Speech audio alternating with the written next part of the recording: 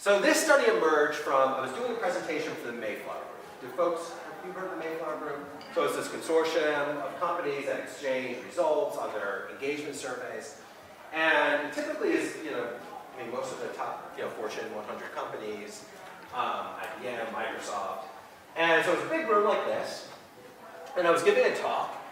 And I said, I have a question for you. How many people in this room, when you look at your engagement surveys, how many people in this room have some content on their engagement survey that gets at meetings? What do you think? How many people raised their hands? Oh, our company has it. So if we think about 100 people in the audience, how many people had some content on meetings in their engagement survey? 10? 1? 2? None? And the answer? None. No. And I actually replicated this.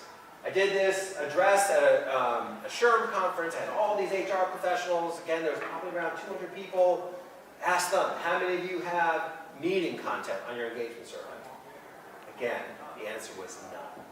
This was really troubling to me, right? Because think about this. You have a behavior that is so incredibly common, and yet no content to assess? This is such a blind spot for us as talent-focused individuals. So in this study, I wanted to try to prove that having content around meetings, besides all those reasons I mentioned earlier, was something important to have. So, is it something unique? Are our current employee attitude surveys deficient? And clearly the answer is going to be yes, they're deficient. Because otherwise, why would I include this study in the presentation? Create high fidelity training. But now training of having an agenda is an absolute failure. To lead a meeting effectively, it's about active facilitation.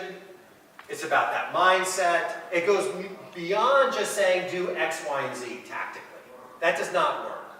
So it has to be more higher fidelity. And interestingly, there was a study reported out in Harvard Business Review that shows that 75% of managers actually receive no training about meetings. That's insane. That's insane, given how much time we're spending. Furthermore, it's amazing when you look at onboarding initiatives and high potential initiatives, there's no content around meetings. This is a complete blind spot for all of us in this room.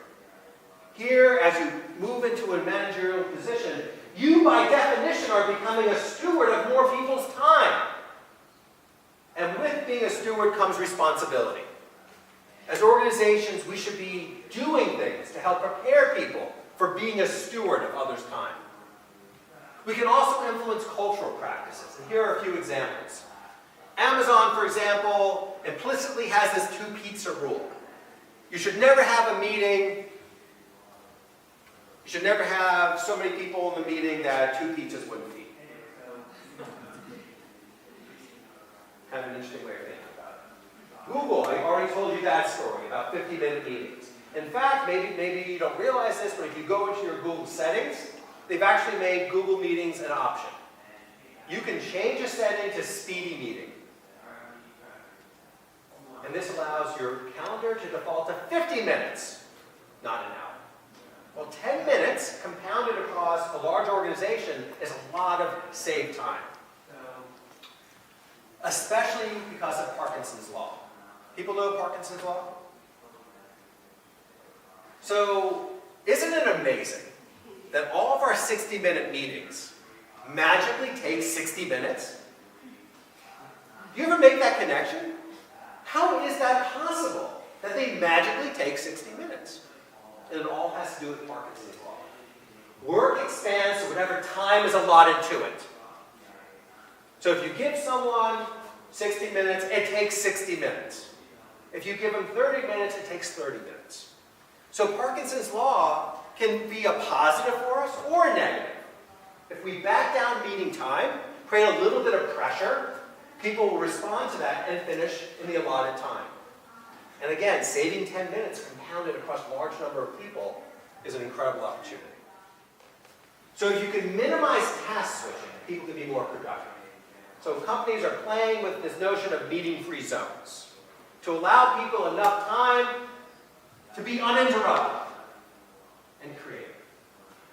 And then you have companies like Intel who were so serious about meetings that they required training around meeting effectiveness for every employee in the company.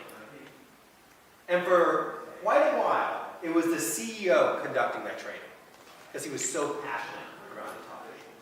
So in this study, I wanted to try to prove that having content around meetings, besides all those reasons I mentioned earlier, was something important to have. So, you've seen the science. So now, I want you to share with me your overall takeaway in just 2 words. Now, the last time I actually did, I put this slide up, I called on someone, and they got the exact 2 words I wanted. And I was in shock. So we'll see if that happens here. So overall, takeaway in just 2 words from what you just heard. What's the overall takeaway? Meetings matter. Oh my gosh. That's right. That was 2 in a row. That's fantastic. Meetings matter. Meetings matter. Did anyone have another guess? I should cut it off. Yeah, that might be right. I'm not ready to commit. Anyone else have any 2? No. What other 2 could work? John, give me 2 words. Good stuff. Okay. I like that. Thank you. Any other compliments or in 2 words that people want to provide? All right. So meetings matter. Meetings matter.